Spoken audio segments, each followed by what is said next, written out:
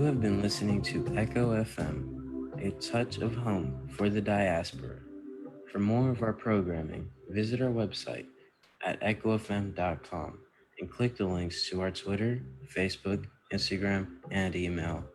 You can also download our app to conveniently listen to your favorite programming right on your phone from your Play Store.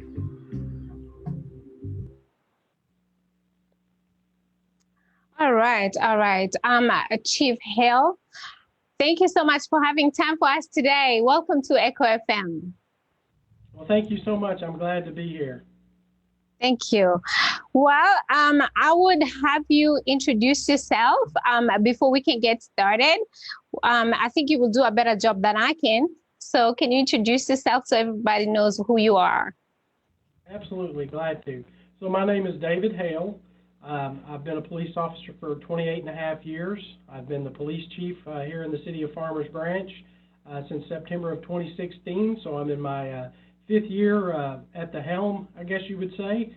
I am married. I have two grown children. Well, I will say grown. They're 19 and 22, so I'm not really sure if that's grown up. I'm still paying the bills for them. They're in college, so I don't consider that grown up. Uh-huh. Okay. Well, all right. Thank you so much, Chief Hale. So we have Chief Hale today, and he is the police chief for Farmers Branch.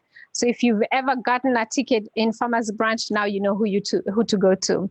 But Chief, as you know, I contacted you because I think you and I have even talked in one of the meetings about police shootings, and I know a few things that you're doing in your department to restore trust in the community and public policing. But let me just start by talking about police violence and give you some statistics here.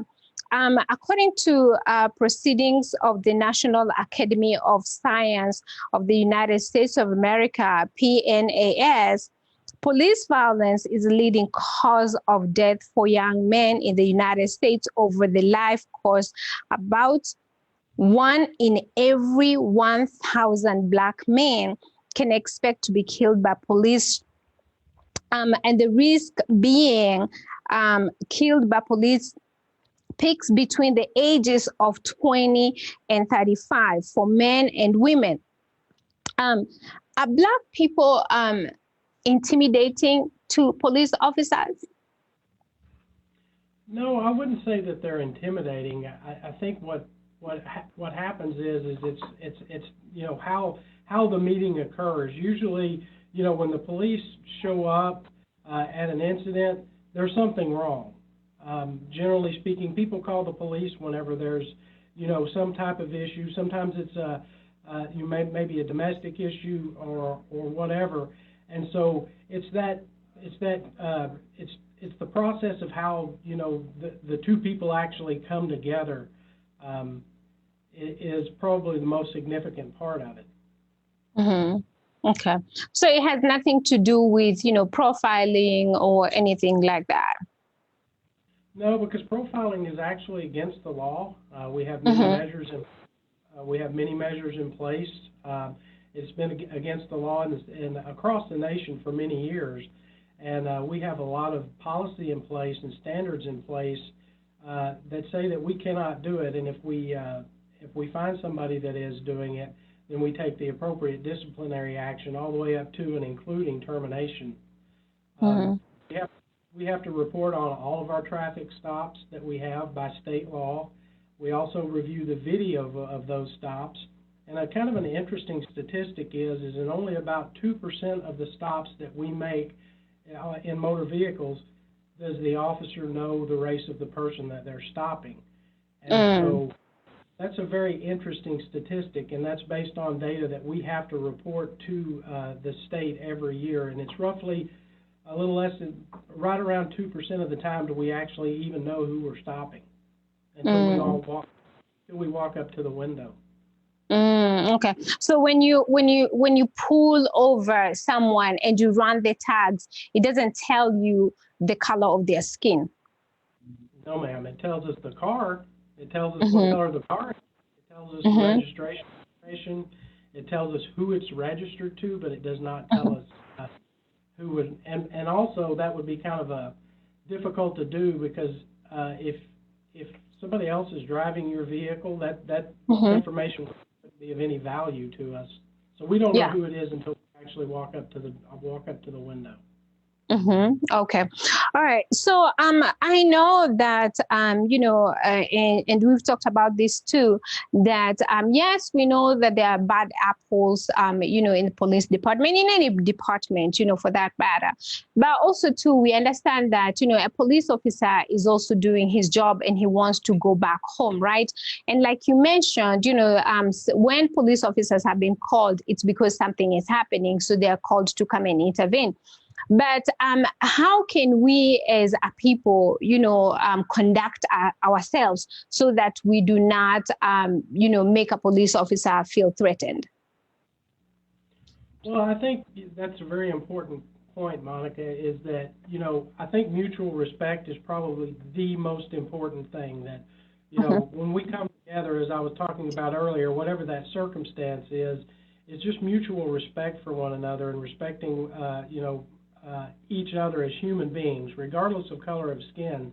I think that is absolutely the most important thing, is to build that trust immediately and to let whoever we're encountering know that, we're there to help, try to de-escalate if it is, a tense situation, and show that we're there as a guardian to try to help them with whatever circumstance that is going on.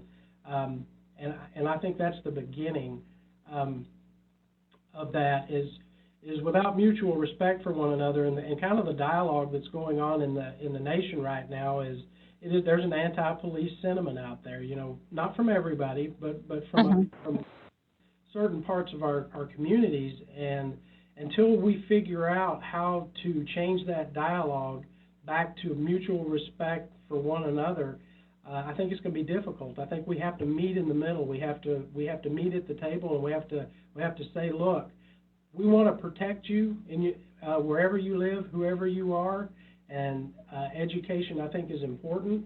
This is why we do what we do, and the reasons that we do it. And I think as police officers, we have to get better at explaining ourselves. In the past, we haven't always been as great at explaining the why behind what I'm asking you to do, and that is part of the training that we're doing now. Is through de-escalation. I'm asking you to do this, and here is why. And there's nothing wrong with having to explain why you're asking somebody to do something. And that's one thing that I think we can get better at, and we're working on. But also, we ask from every member of our community is cooperate with us as well. There's a reason we're asking what we're asking. Just do it, and you know what? If we're wrong, it'll come back on us. We have disciplinary processes, and we also have, in cases where we violate somebody's rights, we are held accountable for that. And so I think people really need to understand that it's not just us policing us. There are laws that police us. There are courts that police us, as we've seen in some of the trials recently on television. Justices have been served, and we're not above that. Yeah. So the other day, my son was pulled over, and he called me, because he was shaking, and he just wanted to let me know I was pulled over. I did the right thing. I put my hands on the steering wheel. And, when the police officer came, he told me, "It's okay, son, relax." Now, that's one incident. I'm not sure if you have seen a video that, that also went viral on all social media.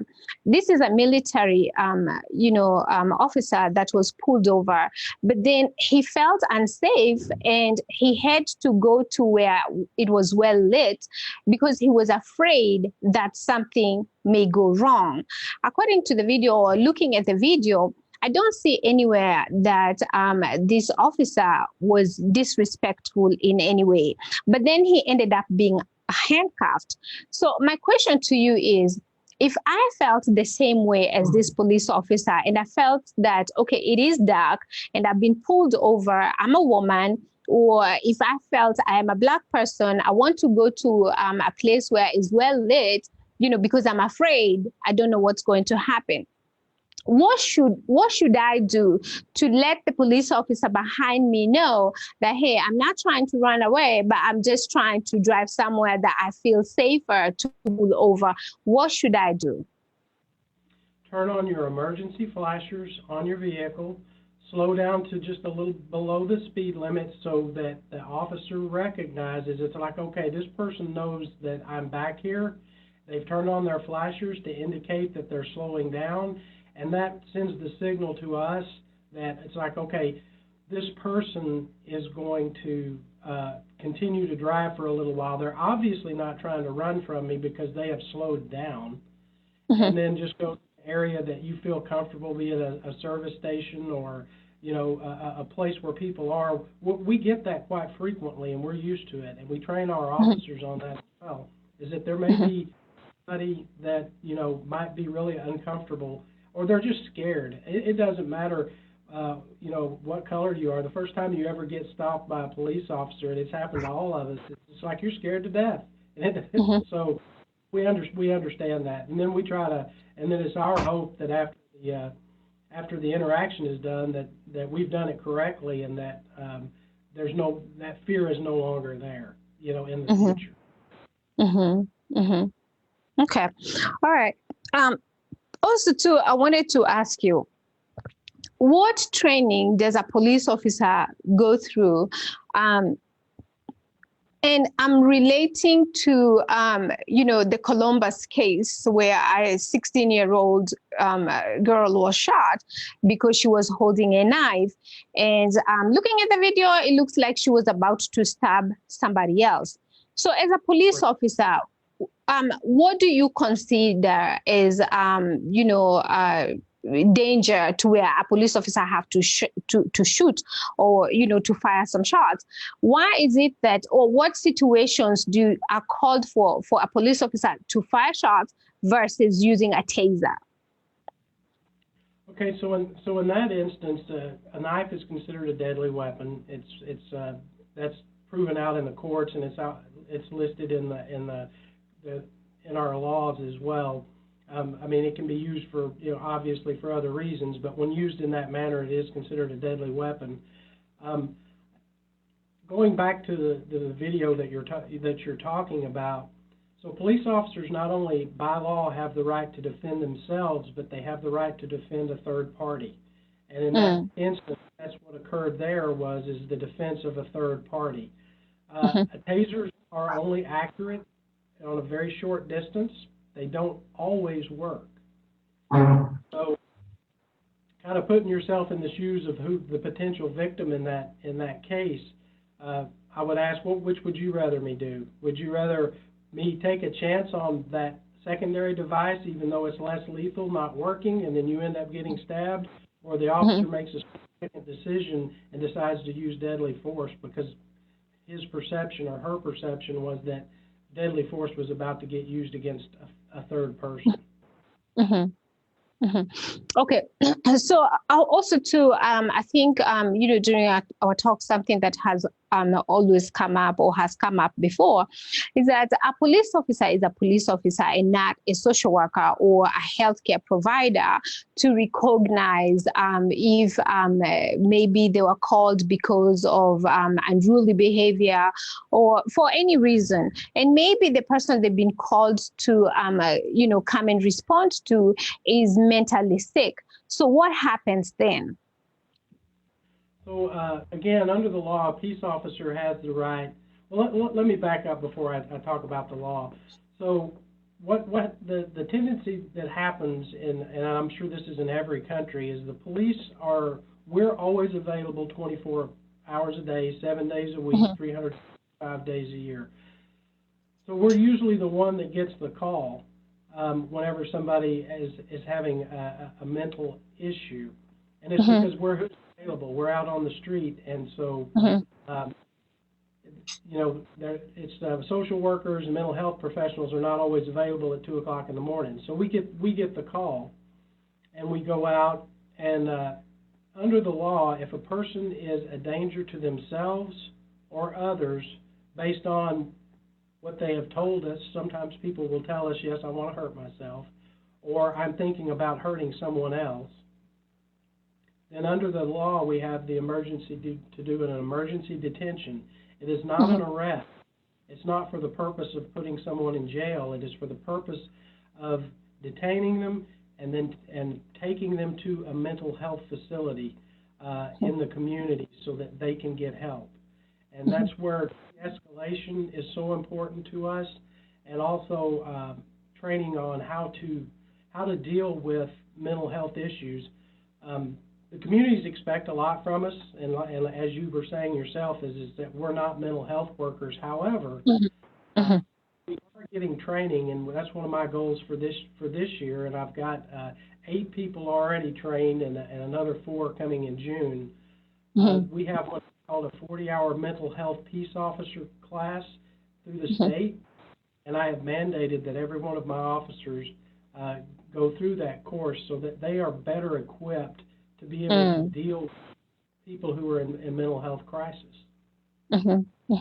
Okay, so in that case, what you're saying is that if there's a crisis, one of your police officers is going to be a trained mental health police officer to be able to recognize that this is a mental health issue and not a criminal. Correct. So we already have training, but it's not to the level that I'm requiring now. We've had training on how to deal with mental health issues, but it's very, people go and get their doctorates in how to do this, and so an 8-hour class is not necessarily prepare you to deal with everything you're going to encounter, and a 40-hour week-long class is not necessarily going to be able to make you perfect at it either. But the key here is that we want to be better at it, because we know we're going to continue to get those calls, and we want to be able to serve our community in whatever capacity it is.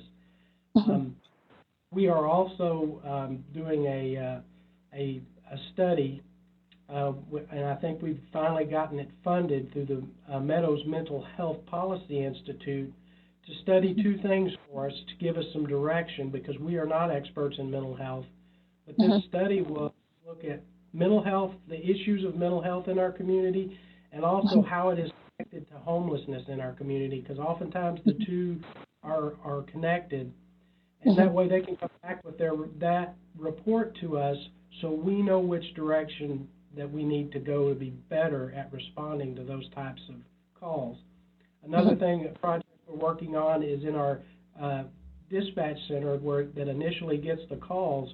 They're going to start getting training, and we're working on having a mental health professional available to talk to people on the phone. And if it is not a police, if there's no emergency or there's no danger at the location, somebody who is obviously in mental distress, to divert that call to a mental health professional and have them talk to them before even sending it out.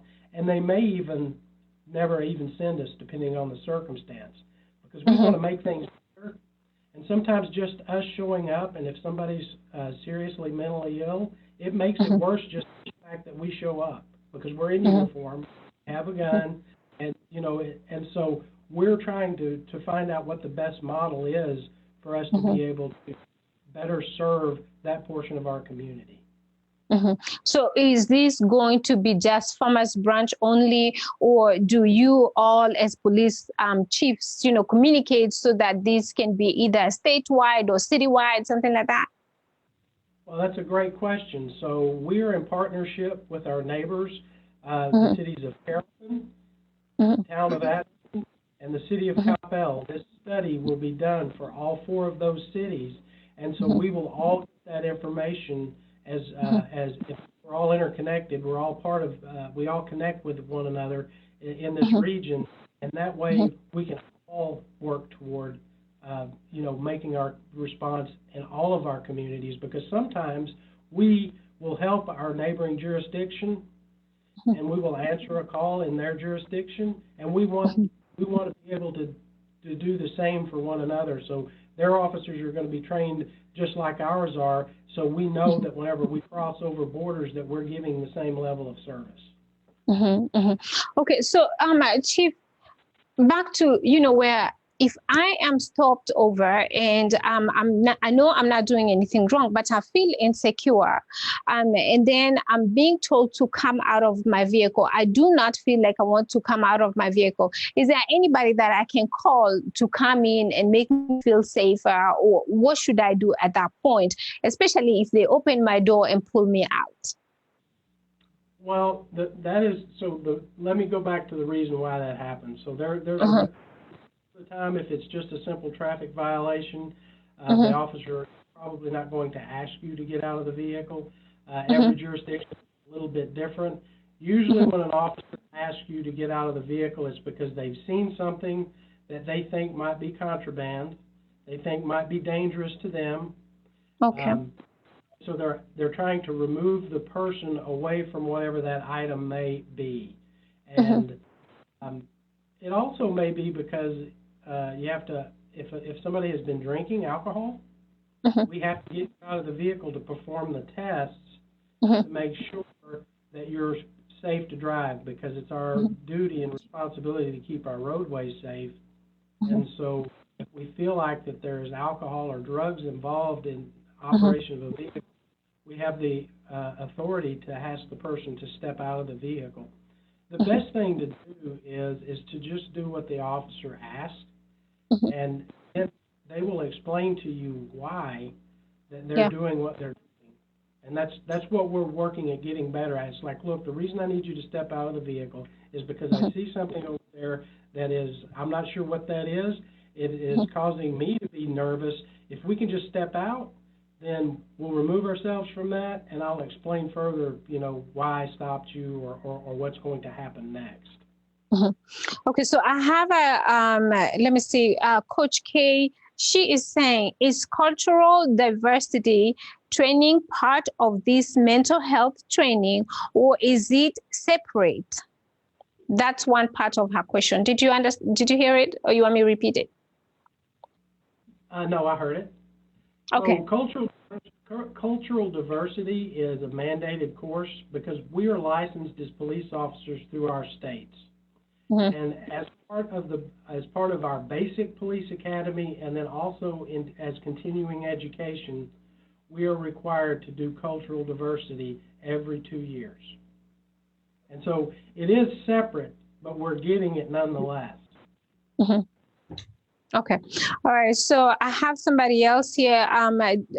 Edward is saying, how do they deal with officers who fail to remain calm and collected when provoked as they arrest?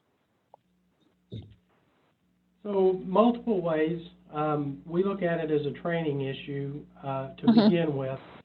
And that's kind of a difficult question because it depends on what they did. It can range anywhere from punitive action. A lot of people don't realize that police officers are probably one of the only careers that you can do where, as part of your discipline, you can get days off without pay. So I have the authority to send you home without paying you for however many days I decide as punishment for not doing it right. That doesn't happen a lot, but it does happen. And same thing is training.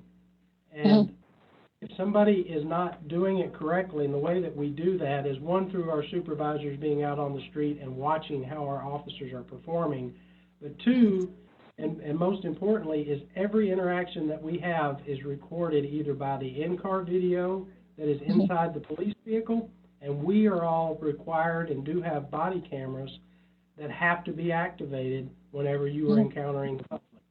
And so we go back and review those, and we critique those calls and say, this is how you could have done better. This is something that you should have done. And we also use scenario-based training. We have a video simulator that we put them into scenarios, and we make them work their way through the interaction, and we change the interaction. It's very great. It's great technology to see how they're going to react before they even get out on the street. Okay. So I'm sorry, go ahead. So we have multiple ways of dealing with officers that may not do it correctly. Okay, so if you reprimand an officer, Chief Hill, or maybe even go ahead and let them go, can they get a job in a different department or in a different city? And that's a great question. So there is actually a bill before the Texas legislature right now Mm-hmm. that will mandate that police departments provide internal affairs data to other agencies who are trying to hire somebody, if it's a current employee or a Mm-hmm. former employee who was terminated. Mm-hmm. So our practice at this agency and our policy is when a police department contacts this organization, Mm-hmm. I provide them with every bit of information I have available so that they can make an informed decision about whether or not they choose to hire somebody. And that includes internal affairs information in regards to discipline, reprimands, and just every matter. We document it in our computer system. And so we're a fully open organization here because I don't want somebody else to hire somebody that had misconduct here and that was let go. So that, but we're about not. I can't speak for every police agency. Most Yeah. professional agencies do that, but there is a law before the Texas legislature right now that would mandate it. So most, I think, there was a lot of anger, after George Floyd was murdered, and a lot of people took it on the streets, protesting, peaceful protests. Others were destructive, whatever. But the thing is, after that, I think a lot of people started talking about defunding police. And would you tell us what that would mean if actually police was defunded? That's another really good question. So the first thing I would say is we're all in this together, and we all know that in every segment of society there are bad people, regardless of color of skin, how much money you make. There's bad people in every walk of life, and so we are necessary to democracy. We are necessary to protect the rights of individuals. We swear to uphold the Constitution and laws of the United States. And when we don't, we are held accountable for that. So defunding the police, I think, it's a reaction of anger, and I understand there was a right to be angry, specifically in the George Floyd case. However, it's not realistic to think that a civilized society cannot have any guardians, and we are those guardians. And we're needed because our whole goal in life, in my hiring process, is that, like, if you're not here to serve and serve in whatever capacity that is necessary for our community, then I don't need you. We are servants, but we are also charged with protection of our community, all the property, because people work hard for what they have, and we want to be able to protect that, but most importantly, protect human life. And also, too, if police was defunded, and wouldn't that affect, your response, like the timely response to calls? Wouldn't all that be affected? Yeah, that's great. So some of the unintended consequences. So police officers are human beings too. We have feelings, even though some people may not think we do. We do have feelings, and we truly do care about our communities. Right now, we're having a very difficult time recruiting new police officers because of all the rhetoric that is going on in regards to defund the police. The police are bad. It's really hard to find young people. It's like, why would I want to do that job? Y'all are getting, constantly bombarded with bad media, and so we're kind of coming across an interesting time in policing. Where we have more people who are leaving and retiring if they can, and we're having a hard time filling the positions. So at some point, it's like I have 8 openings right now. Out of 78 officers, I have 8 people. I'm 8 people down because people are choosing to leave the business. And so that's an unintended consequence of the rhetoric that is going on you know, across the nation and really across the world. I have a question here from Honorable Jeff Kaluyu. He's a Kenyan presidential candidate. And he says, I love the fact that you are calm and collected and stand for the truth. And then he says, do you have plans? He says, do you have plans to do community sensitization on how to respond to aggressive police before more life is lost? I mean, citizens' rights. Okay, Monica, you cut out toward the end with our internet connection, so I didn't catch all of that. Can you repeat that, please? Okay, so this is from Honorable Jeff Kaluyu, and he says, I love the fact that you are calm and collected and stand for the truth. Do you have plans to do community sensitization on how to respond to aggressive police before more life is lost? And he says, I mean, citizen rights. Yeah, so as a foundation for that, for those of you that don't know, is that Monica actually serves on my police chief advisory board here in Farmers Branch, and so the members of that board are there for the purpose of providing me feedback from the community about what the expectations are, how we formulate our policies, and how they impact many different members of our community. And so the training that we're doing and we continue to do, not only in mental health, but also de-escalation. We have changed our policies in regards to use of force and chokeholds as a result of what we're hearing from our community. We've also, not shooting at moving vehicles unless the officer is about to be run over, a deadly force instance. And probably one that is very, very important is a duty to intervene. We have mandated that our officers are required by policy to intervene in any action that another police officer may be doing at any given time, and to stop them from engaging in that behavior. And they are going to be held personally accountable if they do not do so. And so those are some of the things that we're putting in place in order to help us serve the community better, and for the community not to fear us, but to want to call us and to work with us, because our mission is to keep our community safe, but we have to have the authorization, really, of our community and the backing of our community for us to be successful. Yeah.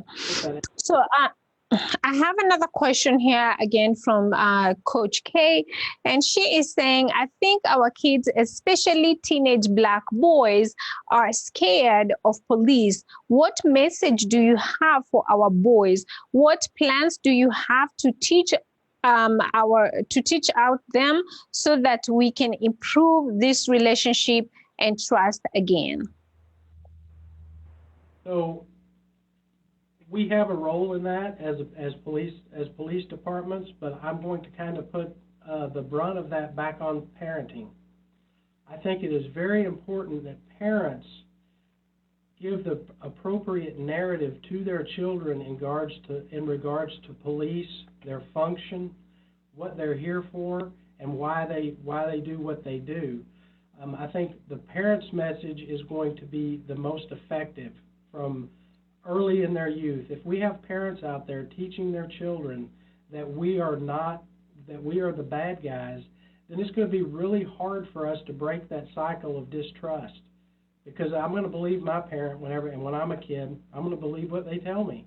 And if that narrative is going on in households across this nation, it's going to be very difficult for us to bridge that gap in some of our communities.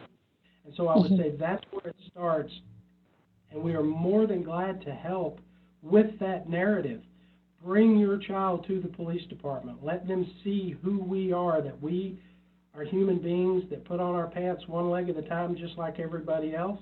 We're subject to making mistakes, But we too have families, we have children, and we want them to be safe, and we want them to, thrive and be successful in their futures. I would really recommend, if your agency in your jurisdiction has a Citizens Police Academy, please take the time to go to that so that you can meet your officers and understand more some of the challenges that we face as police departments in trying to keep our communities safe. While you're talking about that, can you probably mention about ride-along programs that maybe even those boys, I don't know what age they should be to be allowed to ride along, that maybe they can see the friendliness of a police officer? Yeah, so we do have, you have to be 18 to ride out with us. Every agency is a little bit different. The only time that's different, we allow a 16-year-old to ride with us if they're part of our Police Exploring program. And Police Exploring is a part of Boy Scouts of America. And we have a post here of police explorers, and they get to ride out with the officers at a younger age because they are in the Exploring program. Okay. So, Chief, with all this, do you think that trust has been broken between the public and police officer? Do you think the trust has been broken? In some cases, yes. I do believe that trust has been broken, and I think that it's going to take both of us, police and our communities, working together to rebuild that. I mean, you can't look at the video of what happened to George Floyd and not just cringe at that action. And so everybody that wears a uniform and a badge, we were tarnished on that day. Even though we weren't there, we didn't have anything to do with it. We are lumped into that group of people that would do such a thing, and that was really hurtful to us as well. And I want everybody out there listening to know that broke our hearts. And Chief Hale, do you want to talk about some of the changes that you have made since George Floyd happened? Absolutely, and I talked about a few of them earlier. But we have mandated and put into policy de-escalation is a requirement within our policy now. And to achieve that, I talked a little bit about the simulator that we purchased that allows us to do interactions. It's a very large video screen, and our trainers are able to, based on how the officer responds to what they're seeing on this giant screen, they have the ability to change the outcome. So if the officer is not being calm, if they're not saying the right things, then we can make it escalate. And then when that happens, after the scenario is over, then we debrief that scenario and say, look, that was not the direction you should have gone with that. This is what you should be doing. And so we're practicing utilizing technology so that we get better at calming the situation down and not making it worse. We're supposed to show up and make things better, not worse. I'm sorry, go ahead. No, go ahead. Okay, so I do have a question here from someone, and I think it's because of earlier where you said, mutual respect. I understand what you mean, but someone that's watching here, he's asking, can he please tell us what protected speech actually means? Do you want to respond to that? So what protected speech means, is that what? Yeah, that's what he's asking. Well, most speech is protected, so it depends, and I'm really not sure what direction to go with this. I mean, we the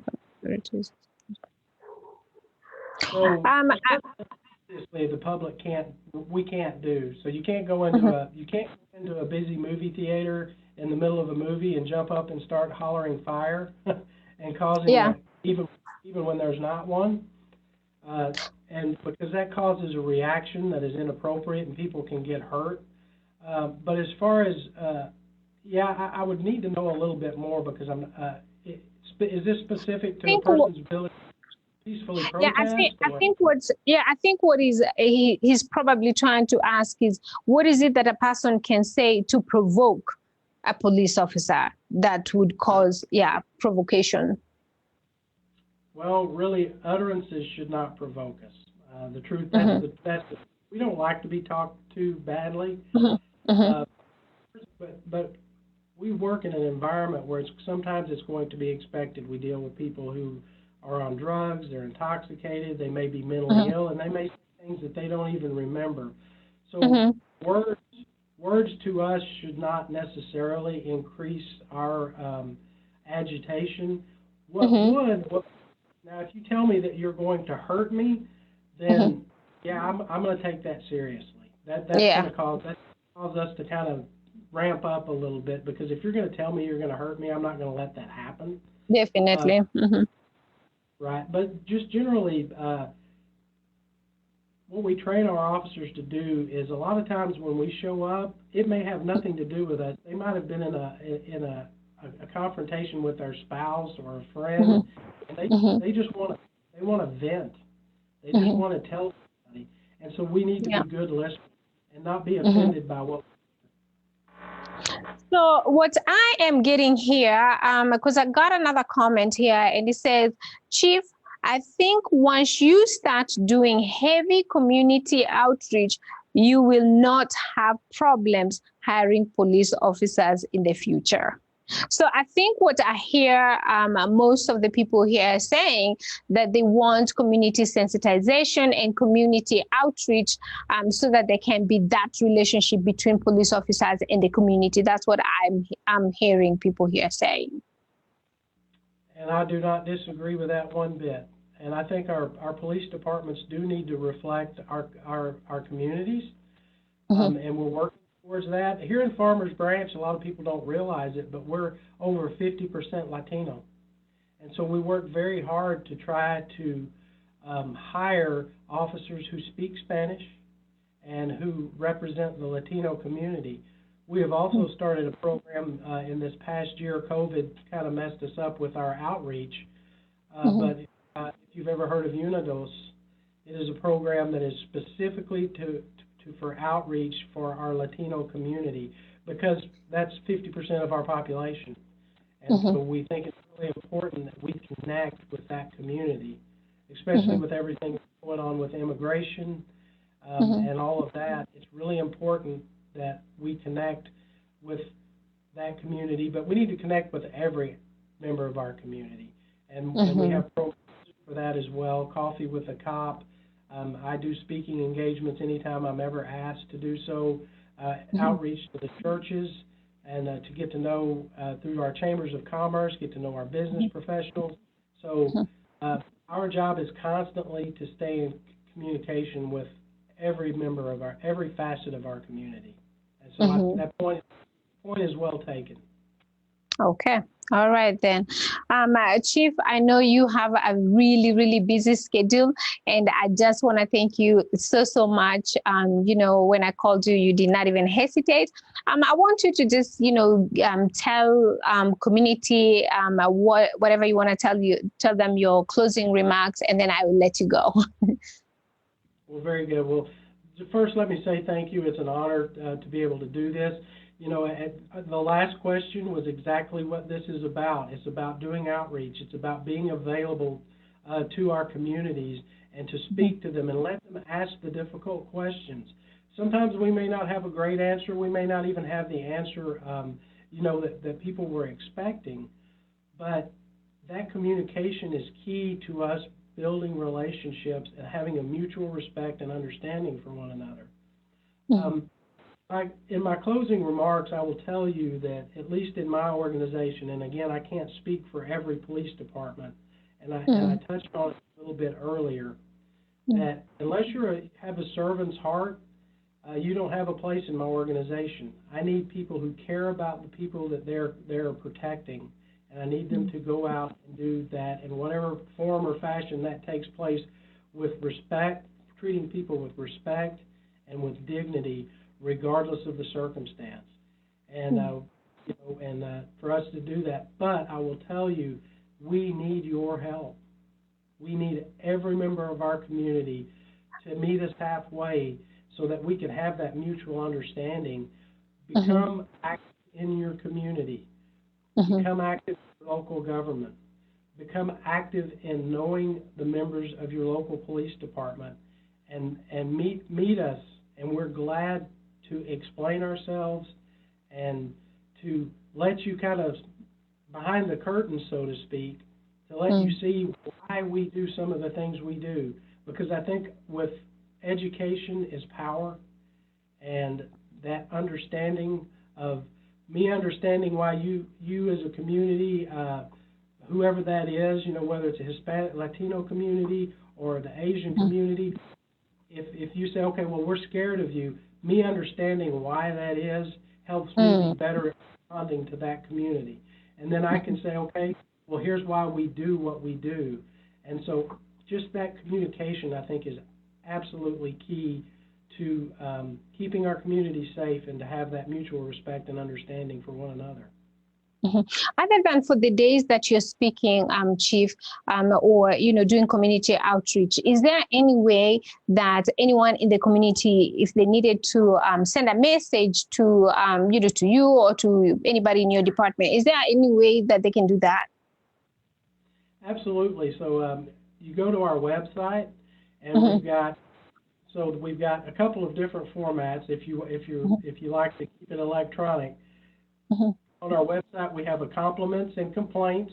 So if you've got a compliment, you think you were treated well, or you want to just compliment an officer for anything, you can do it in that format under compliments and complaints. And then also, if you feel like that you were treated unfairly as well, then on that same format, you can say, hey, I don't think I was treated well, or I don't understand what happened and why the officer did what they did. We'll also deal with that as well. We answer every one of those. Most of the time, it's if you'll put your phone number in there, we will give you a personal call back to try to find out what the issue was and try to explain it. Also, we're at our telephone number is 972-484-3620, and depending on what the issue is, that we will have a supervisory level officer contact you in regards to whatever it is you need, whether you're looking for somebody to speak at an event, or you're you need or you just have a question about maybe a service that we have, or a question about why an officer did what they did on a traffic stop or what have you. So there's many different ways. We're very responsive here in Farmers Branch. We will contact you and get back. Awesome. Chief Hale, thank you so much. And for those of you that are watching, thank you for your time as well. Those of you that are listening on the radio, thank you so much. Until next time, Chief Hale, let me let you go. I know you're still at work. All right. Have a great evening. All right. Thank you so much. Bye-bye. Bye.